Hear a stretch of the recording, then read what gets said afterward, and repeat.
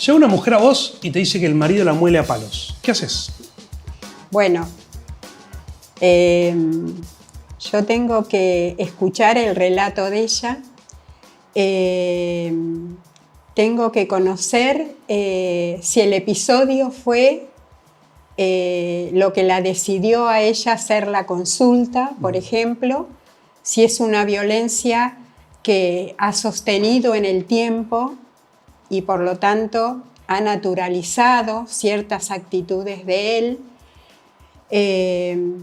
Tengo que evaluar bien lo que ella me está contestando. A veces, por ejemplo, si después del último episodio ella hace la consulta, el relato es muy confuso, tiene un ida y vuelta en lo que va diciendo, en algunos momentos minimiza las cosas, en las otras no. Entonces yo tengo que ir registrando ese relato para darme cuenta cuál es el riesgo real o potencial de esa persona que me está diciendo que transita esa situación de violencia. Para darte cuenta, la experiencia es fundamental, de haber escuchado muchas mujeres y demás. Sí, porque además, ¿sabes qué? Yo le tengo que preguntar a ella, después de escuchar el relato, qué es lo que quiere hacer. ¿Por qué? Porque yo no la puedo apresurar o para que pueda tomar una decisión si no está preparada para hacerlo. Entonces yo le tengo que preguntar, ¿qué es lo que quiere hacer? ¿Quiere alguna entrevista psicológica para ir desmenuzando este relato y estas cosas que ella ha estado viviendo durante un tiempo? ¿Quiere hacer la denuncia? ¿Qué sucede cuando hace la denuncia? Yo le tengo que dar explicaciones como para saber con qué cuento yo para poder orientarla a ella en cómo seguir esa ruta. ¿Querés conocer tu consumo de electricidad? Es muy fácil. En EDES te contamos cómo hacerlo en 3 simples pasos. Busca el nivel de segmentación en tu factura o en la oficina virtual. Ingresa a simulador.infoedes.com. Carga los artefactos de tu hogar y el tiempo que los usás. ¡Listo! Ya podés conocer la estimación de tu consumo, la factura proyectada y qué artefactos están consumiendo más energía. EDES. Somos energía que transforma. Bueno, estamos con Nora Dinotto, reconocida militante por los derechos de las mujeres y la diversidad sexual en Bahía. Hace muchos años que trabajás en violencia de género. Hace muchos años, sí. Dicen que sos algo así como la referente del tema en Bahía Blanca. Así dicen. Eso dicen. Gracias por venir, en serio. Ahora, ¿qué haces cuando te encontrás con una víctima de estas que ya no confían en nadie, viste, que están como, que no se animan a denunciar? Digamos, ¿cómo se enfrenta eso? Bueno, ese es un tema bastante difícil para poder intervenir porque, bueno, si la persona está negada a las distintas posibilidades que se le pueden brindar, no deja de ser un impedimento para quien interviene en esa consulta, ¿no? Entonces, yo de alguna manera tengo que trabajar para que ella vaya bajando las defensas, para que de alguna manera recupere la confianza, recupere también su autoestima, ¿no? Porque una persona cuando está negada también tiene baja autoestima, ¿no?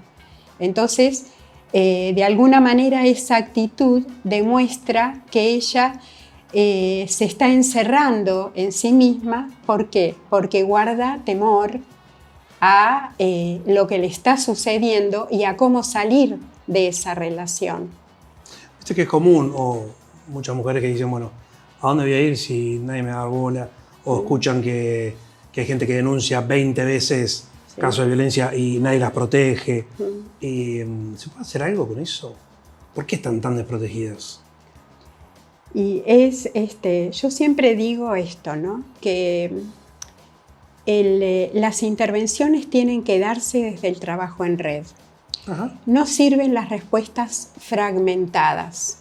Sirven para el momento, para el aquí y ahora, pero no son suficientes. O sea, no es suficiente una resolución judicial. Bien. Es necesaria. ¿Para qué?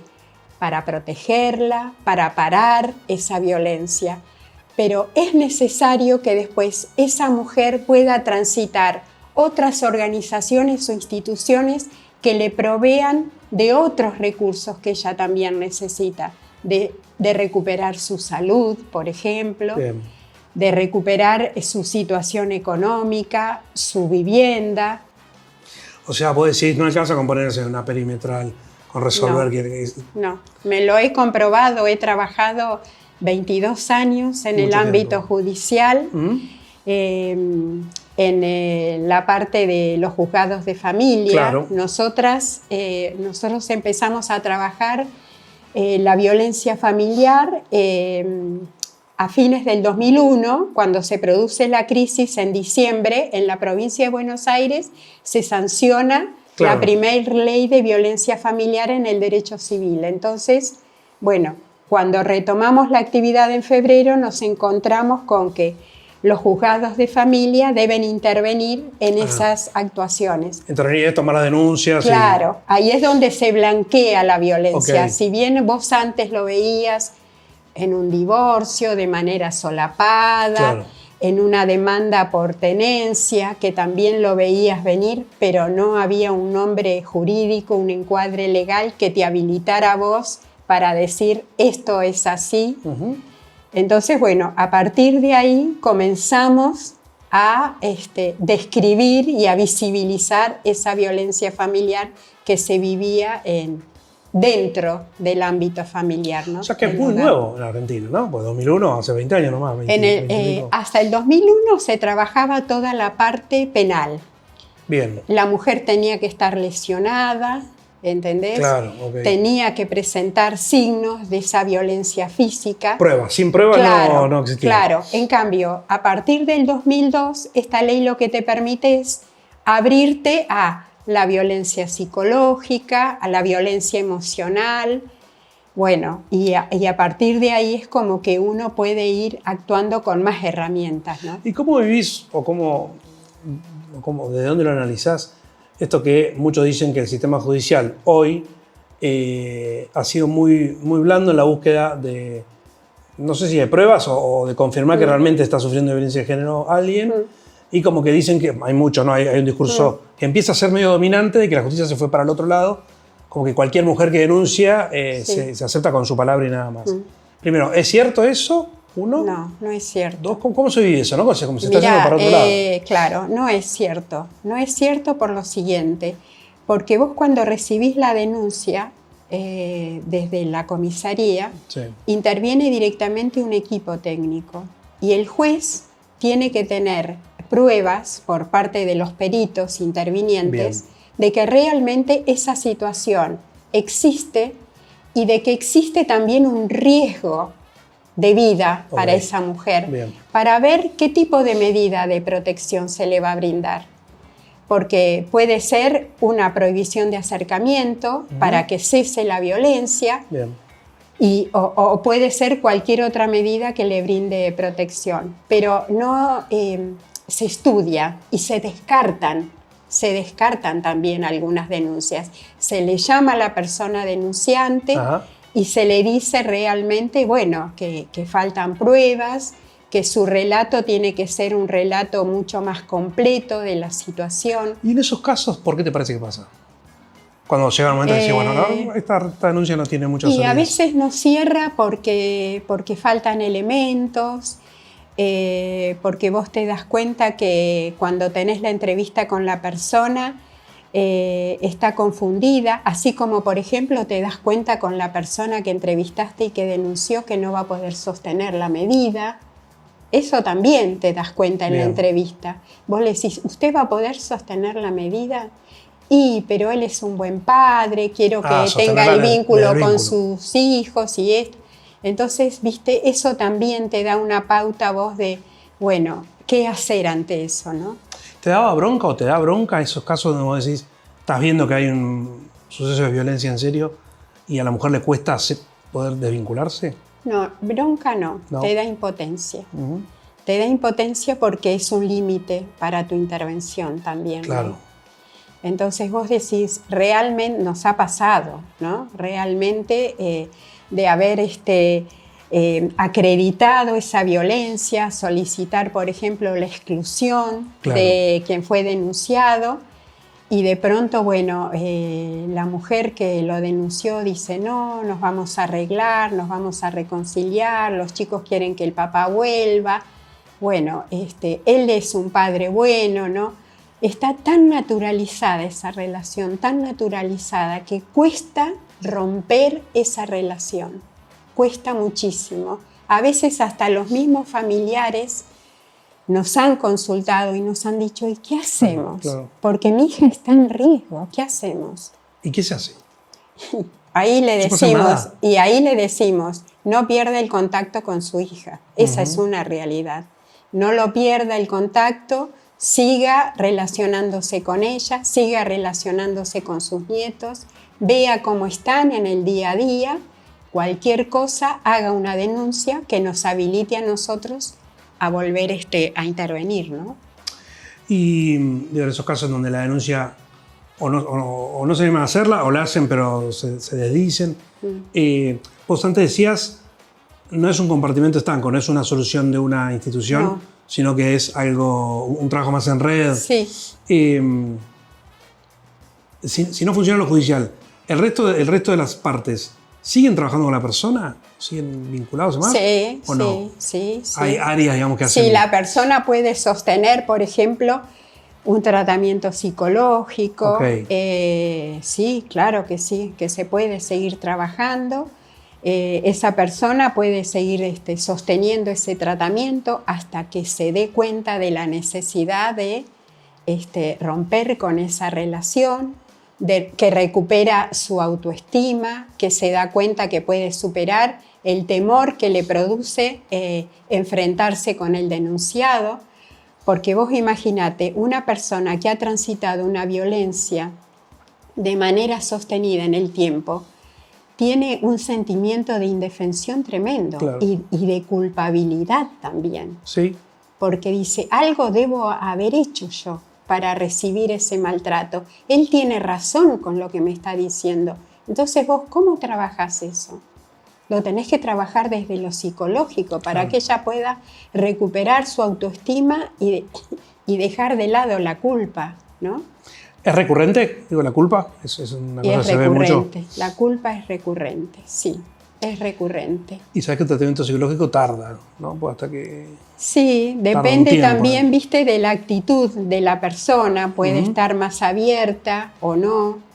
A veces los mismos hijos somatizan esa situación y eso las empuja a ella a tomar una decisión porque están tristes, porque están deprimidos, porque tienen problemas con la alimentación o algún otro problema de salud. Entonces, al somatizar los chicos esa situación, puede empujarlas a ellas a tomar una decisión y a cortar con esa relación. Y hay en esas relaciones violentas, y vos nombraste mucho a los chicos todo el tiempo, ¿no? A los hijos, cuando hay hijos. ¿Se trabaja con los chicos? Sí, se trabaja. Cuando se hace el diagnóstico de situación, se entrevista también a los chicos. Y ahí vos podés evaluar el riesgo. Mira, yo no me voy a olvidar nunca que me dio indicios realmente de la gravedad de la situación cuando entrevisté al nene y el nene me dijo... yo no quiero que mi papá, los padres ya estaban separados, yo no quiero que mi papá se acerque más a mi casa, porque antes, cuando golpeaba a mi mamá, yo le gritaba y paraba, y ahora cuando le grito no puede parar. Pobrecito. Bueno, tremendo. A partir de ahí te das cuenta realmente de la situación y del riesgo real que existe en esa familia, ¿no? ¿Qué fue lo más duro que viviste? Lo más duro, en términos de esto, mira, ¿no? Yo creo que la pandemia, por ejemplo, yo ya estaba jubilada, pero trabajaba con organizaciones. Bien. Y yo creo que la pandemia realmente marcó situaciones que no te imaginabas, por ejemplo, que podías vivir. Hubo que sacar 2 mujeres de la ciudad. ¿En serio? Sí. Hubo que sacar 2 mujeres de la ciudad por la situación. Una de ellas dejó sus hijos con una hija grande que tenía y ella se fue. Realmente hicimos contacto con la provincia donde ella iba para que reciba orientación, claro, ayuda, trabajo, vivienda y todo lo demás. Después, por ejemplo, nos tocó atender por el Face de la red local, se comunica, una joven que estaba en el sur, había viajado y la pandemia la toma en el sur. Claro, la dejó. Y su mamá había quedado acá, su mamá sordomuda, no se podía comunicar. ¿Sola? Sola. Entonces tenía temor, estaba separada, tenía temor que el ex regresara a Bahía, que la ubicara, y la hija se contacta con nosotros y bueno, ahí teníamos que hacer una denuncia, teníamos que pedir una medida de protección para ella. Yo no conocía el lenguaje de señas, me comunico con esta comunidad que hay de lenguaje de señas. Sí, en Bahía. Una de ellas me ayuda y tenemos una entrevista por videollamada digital. Y ella interpreta lo que esta mujer quiere. Entonces, a partir de ahí, la acompañamos a la comisaría de la mujer para hacer la denuncia. No había intérpretes de lengua ahí. Tremendo. Y la hija se comunica con nosotros y hacemos un intercambio en la videollamada y ella va contando lo que la madre necesita y todo lo demás. Y bueno, pudimos acompañarla, pudimos brindarle una medida de protección. Y bueno, ese es un caso que nos desacomodó. ¿Sí? Realmente. Después ¿qué significa que te desacomodó? Que ahí nos dimos cuenta que nos faltaban recursos, claro, ¿entendés? Claro. Porque realmente uno dice, sí, tengo todos estos recursos con que dispongo y sin embargo surge una situación como esta y uno dice, ¿y ahora qué hago? Bueno, en ese momento yo había estado en contacto por otros motivos con intérpretes de señas. Y enseguida la ubiqué a ella me ubica a otra persona, ubico una abogada para que la acompañe a la comisaría de la mujer, porque yo por mi edad no me podía mover por la pandemia, claro, era obvio, una realidad. Sí, tremendo. Y bueno, y ahí logramos resolverlo, fue un gran desafío, pero... ¿Salió bien? Salió bien, sí, salió bien, sí. Y ahí se trabajó en red. Eso te demuestra, ¿viste? Que realmente el trabajo en red es la salida que corresponde para dar respuestas efectivas, concretas, ¿no?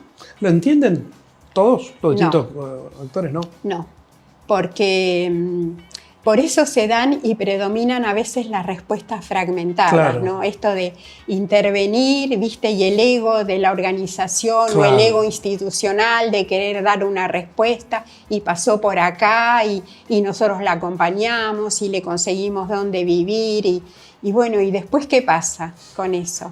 ¿Cómo te enterás realmente si ella sabe manejar bien la medida de protección? Claro. Bueno, esa respuesta fragmentada tiene una duración muy corta en todo esto realmente, ¿no? Obvio. Quiero volver al caso que dijiste, sacamos 2 mujeres de acá en plena pandemia. Me imagino que es un trabajo bastante articulado, bastante arduo. Sí. ¿Cómo se da? ¿Cómo se llega a una medida tan drástica de decir, che, ¿y quién la toma? De decir, saquemos a estas mujeres. Claro.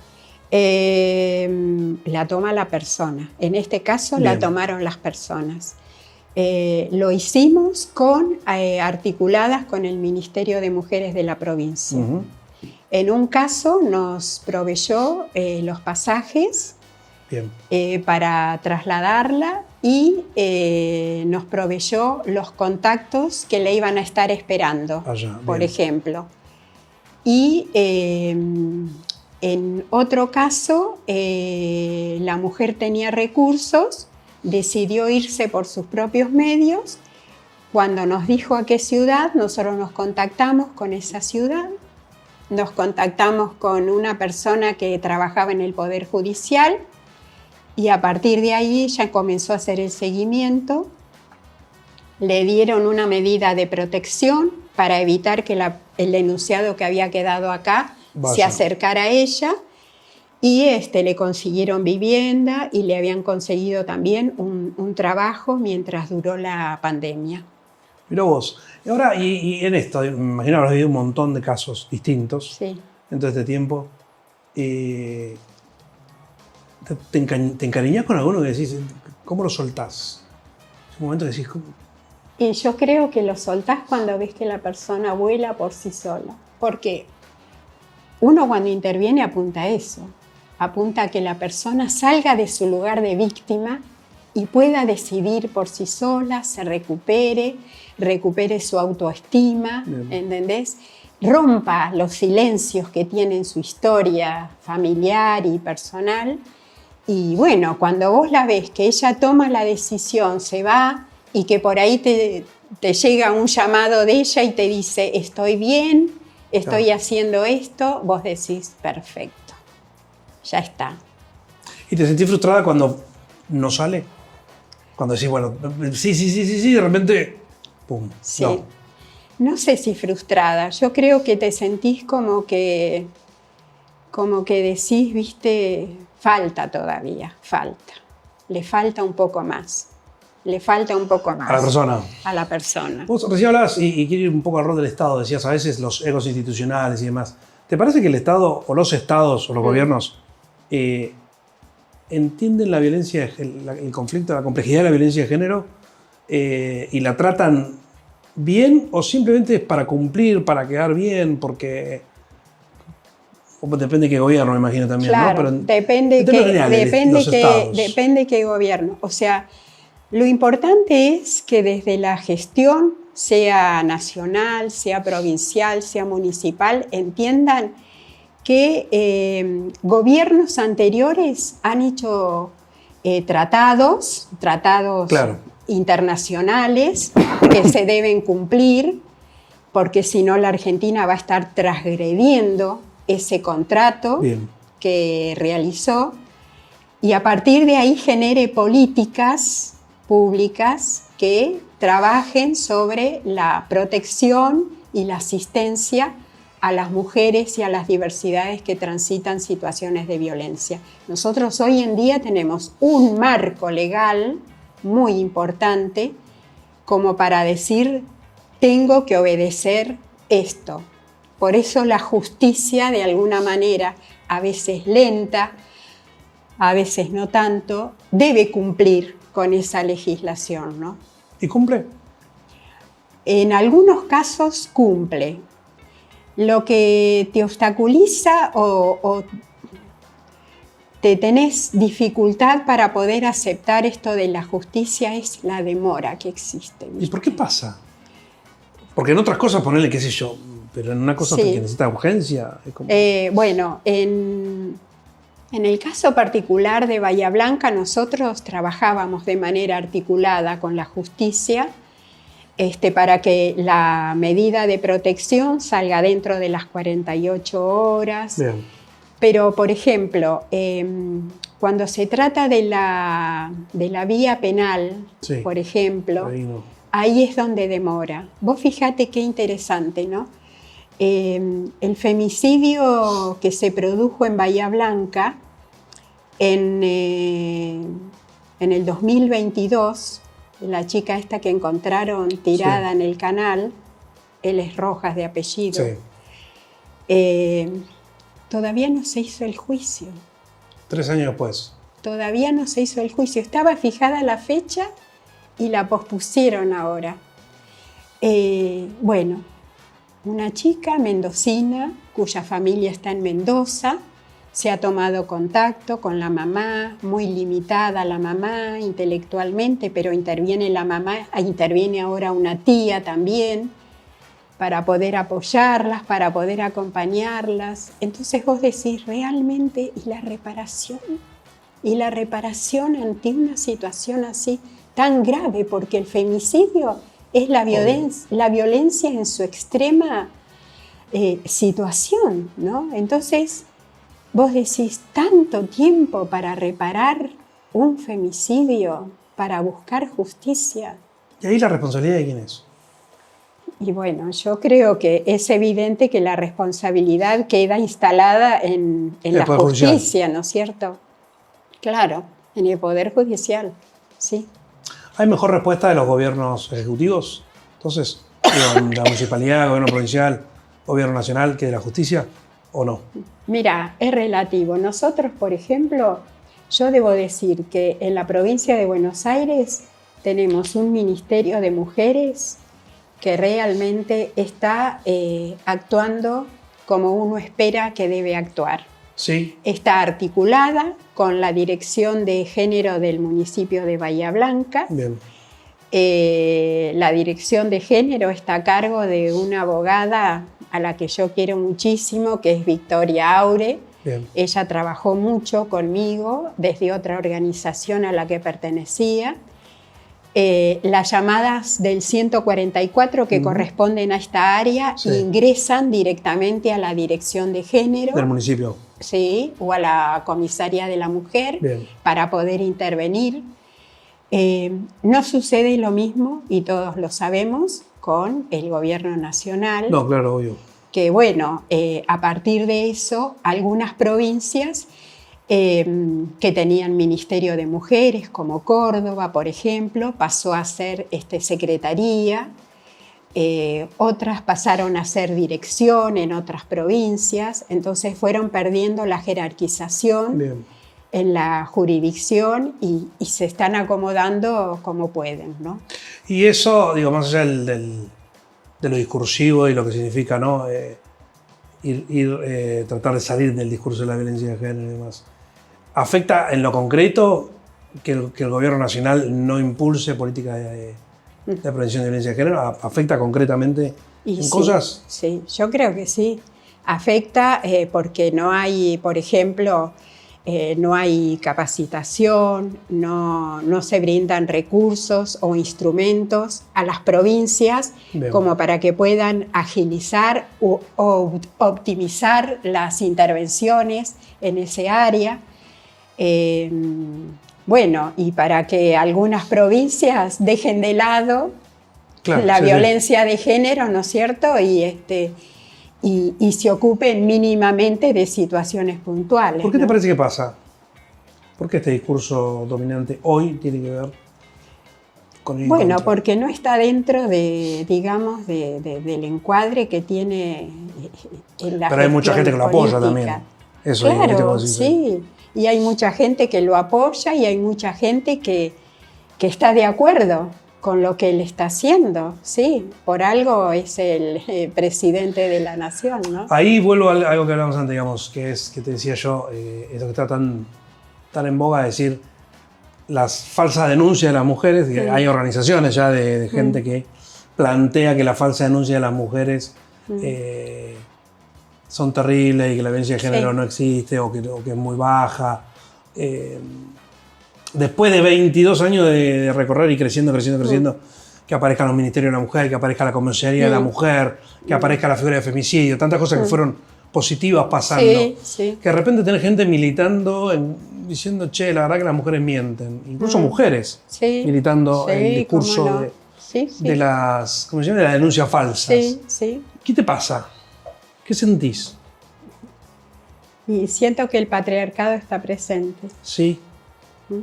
Y que corresponde a la lógica patriarcal que está instalada en el sistema neoliberal. Es así la cuestión. Entonces, bueno, justamente hay sujetos sociales que son adherentes a este sistema patriarcal, porque todavía no les llegó el salir de esa situación, porque se han acomodado. Y porque desacomodarse de esa situación implica enfrentarse con otro tipo de cosas, porque a lo mejor se sienten cómodas o cómodos en esa situación. ¿Y cuando aparece una denuncia falsa, te querés matar o no? No. Lo analizás y la cerrás. Y le explicás a la persona por qué se cierra. Porque además lo conversás con el juez. Claro. O con la jueza y decís realmente y llegás a un acuerdo con el juez o con la jueza como para decir, mire, no hay pruebas o el juez o la jueza tiene la entrevista con la denunciante o la tiene la perito que intervino y se cierra. O se le notifica que se cerró la denuncia. Bien. ¿Qué te parece que falta desde el rol de los estados? Desde el estado de los gobiernos. ¿Qué cosas decir? Puedo decir, bueno, provincia y municipio, ¿sentís que trabajan bien? Yo creo que lo que falta es transversalizar la perspectiva de género en las distintas áreas de gobierno. Ajá. Por ejemplo, no solamente pensar en que debo intervenir en tal situación puntual, sino que tengo que trabajar en la prevención, ¿no? Entonces, cuando hablo de perspectiva de género, hablo de ver, por ejemplo, el área de empleo, ¿qué perspectiva de género tiene? ¿Hay igualdad de posibilidades de acuerdo a la identidad de género que la persona solicita empleo, por ejemplo? En salud, ¿hay perspectiva de género con respecto a las posibilidades de atención que se le brindan? ¿Hay igualdad de oportunidades para las diversidades y para las mujeres con respecto a los varones? El presupuesto municipal, el presupuesto provincial, ¿tiene perspectiva de género? El presupuesto entero, decís vos. Entero, claro. Cuando vos diagramás los espacios públicos, ¿tienen perspectiva de género? ¿Se ponen esa lente de ver, son lugares seguros para las mujeres, para las diversidades? ¿En qué se piensa cuando se planifican esos espacios verdes? Eso falta. ¿Eso falta? Sí. Eso falta. ¿Y lo ves posible? Yo creo que sí. Lo veo posible porque no puedo perder la esperanza y porque a eso apunto cada vez que tengo la posibilidad de hablar, porque, por ejemplo, sé que en el municipio, en la dirección de género del municipio, se está trabajando a nivel de salud, se está trabajando en el área de empleo, se está trabajando en la comunidad. Por ejemplo, tengo contacto en la universidad y Bien. bueno, en la Universidad del Sur se han abierto caminos importantes, aún algunos permanecen cerrados, algunas puertas, pero se abren ventanas, o sea, realmente es posible. Porque pienso, ¿no? Vos pones recursos que siempre son finitos, obviamente. Decís, bueno, vamos a trabajar política de violencia de género, pongo cualquier caso, ¿no? Pero el municipio de Blanca o una dirección de género, donde tenés un abanico enorme de cosas para hacer, y en donde probablemente la urgencia de la denuncia, de lo judicial, del acompañamiento a la comisión, te lleve mucho más recursos que el trabajo de perspectiva de género en el resto. ¿No? ¿Ese equilibrio te parece que se puede lograr? Y te lleva más tiempo también mucho porque más hace tiempo. a la planificación, claro, a la programación. Yo creo que sí, que se puede lograr, porque si bien hay equipos profesionales que trabajan puntualmente en la asistencia y en el acompañamiento, claro, también hay profesionales que trabajan en formar redes en la comunidad, en trabajar en distintas áreas para que justamente el género atraviese las distintas áreas que se dan en una gestión pública. O sea que la que le mete la idea esa a sus bieles, que siempre dice que tiene la perspectiva de género en casi todas sus políticas públicas, sos vos. O son ustedes. O varias de ustedes. Yo sé. Te voy a sacar del Estado. Quiero ir a los agresores. Porque sí. Los agresores, digo, también no hay gente enferma, digamos que... ¿Se trabaja con los agresores o es algo que es...? Mira, vos sabés que yo tuve la oportunidad de trabajar justamente durante la pandemia. Yo pertenezco a una asociación que es la Asociación Mutual Grupo Buenos Aires. Bien. Tiene su sede en la capital, en Buenos Aires. Nos hemos capacitado, yo he hecho un posgrado sobre masculinidades. Mira. Y bueno, estuve coordinando durante 1 año y medio, eran encuentros semanales, junto con un psicólogo y otra trabajadora social, un grupo de hombres que habían sido derivados por la justicia de Cava, por ejemplo, y la justicia federal, que los obligaba a participar.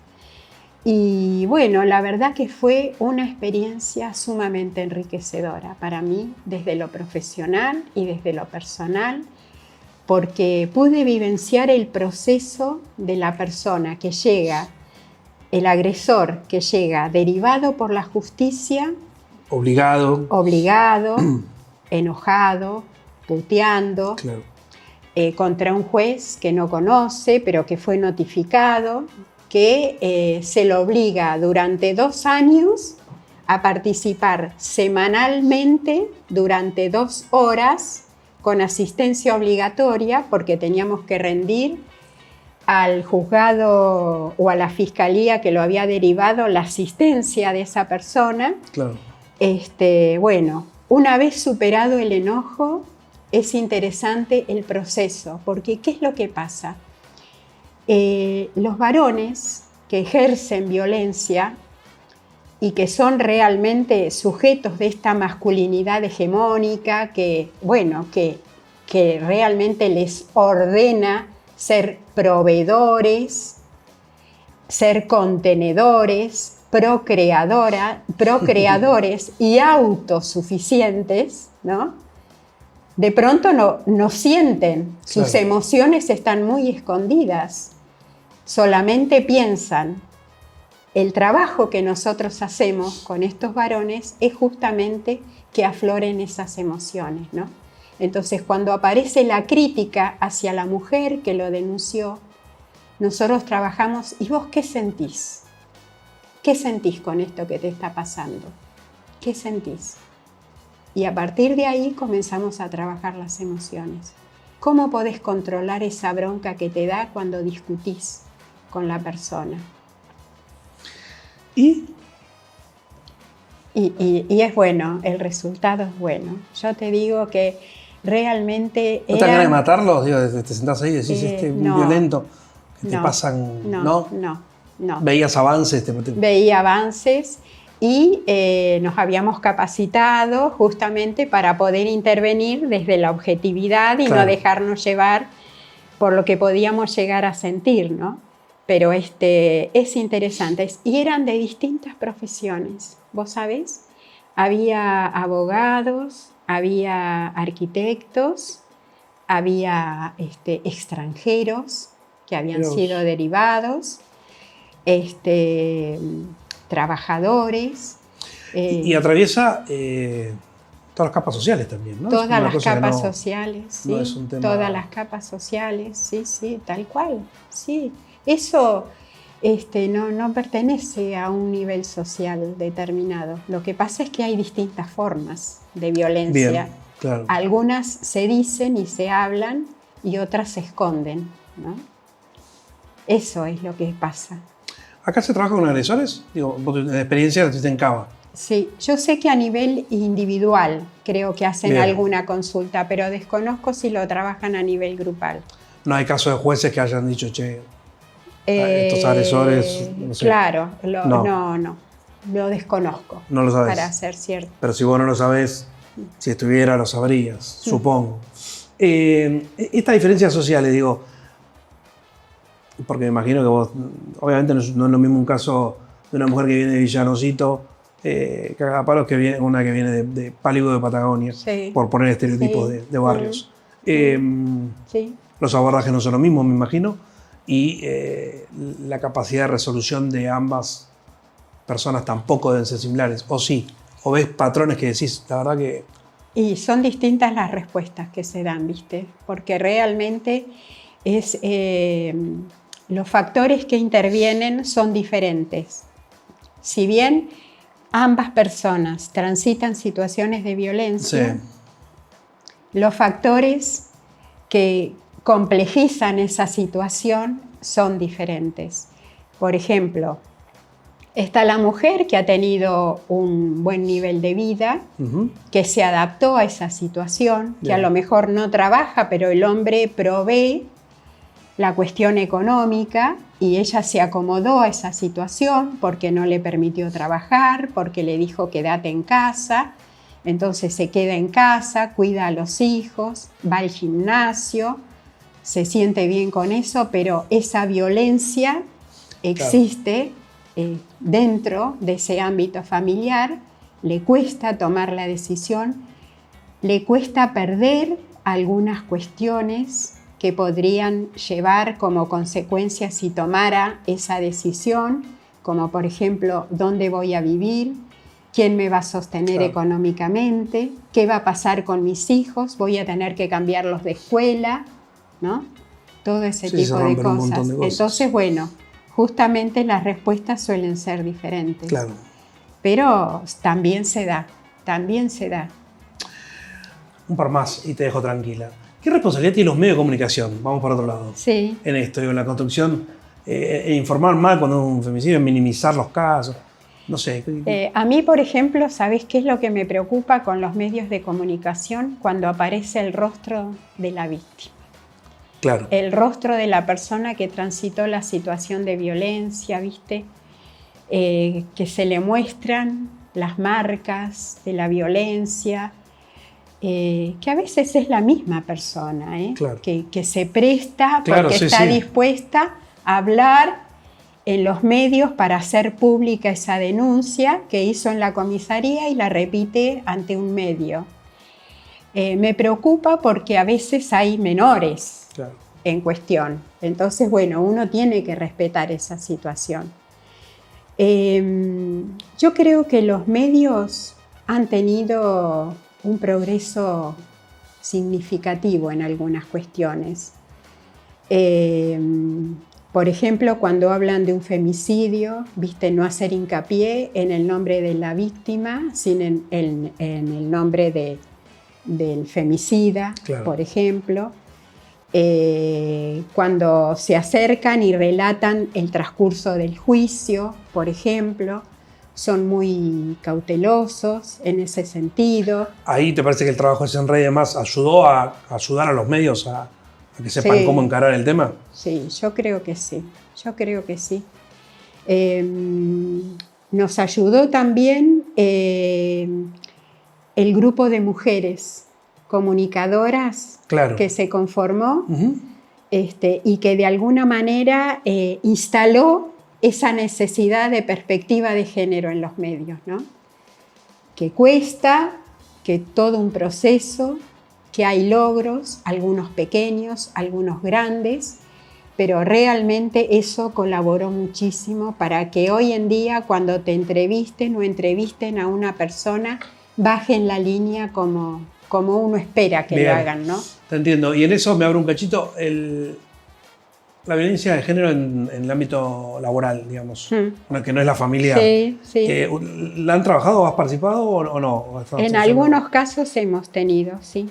¿Y tiene otro tipo de complejidad? Digamos, ¿se puede llegar a algo o es algo que...? Sí, se Jefes puede. violentos con poder, digamos. Sí. Bueno, en algunas cuestiones, por ejemplo, en algunas organizaciones, viste que hay protocolos de actuación de violencia. Es cierto. Eso facilita la cuestión porque de alguna manera protege a la persona para que pueda, digamos, nos ha pasado en la que hemos podido intervenir nosotros, si existe ese protocolo de actuación, se le pide, separar al agresor del lugar de trabajo donde está la persona, por ejemplo. Bien. Si quiere hacer una denuncia, la puede hacer también. Sí, hemos intervenido. ¿Sentiste miedo por tu trabajo alguna vez? ¿Amenazas, hostigamiento, algo? ¿Sentiste miedo? Y en algunos casos sí. ¿Sí? En algunos casos sí. ¿Y qué hiciste con eso? Mira, en algunos casos en los que me parecía que la situación era riesgosa, lo planteábamos ante el juez, por ejemplo, y el juez nos decía, ¿quiere seguridad para poder intervenir? ¿Quiere ir acompañada? Y eso lo conversábamos, sí. hubo situaciones difíciles en las que uno teme por su vida, ¿viste? ¿Y sentís que el Estado te protegió? O sea en la justicia, la policía, quien sea. Sí. La última, una mujer está sufriendo ahora en este momento. Y te enterás, ¿qué hace esa mujer? ¿A dónde va? Esa mujer, sí, si está decidida, tiene que llamar al 911. Sí. Claro. En el 911 van a recibir esa llamada y van a pedir que intervenga el equipo que tiene la Dirección de Género del municipio para brindarle ayuda y asistencia. Si no puede salir, recurren al lugar, se comunican con ella y ven cómo es su situación para poder acompañarla de la mejor manera posible. Gracias por venir. ¿Vamos a brindar con agua? Brindamos con agua. 2 veces dicen que hay que brindar. Y por todo el laburo que has hecho. Gracias. Y por una vida sin violencia.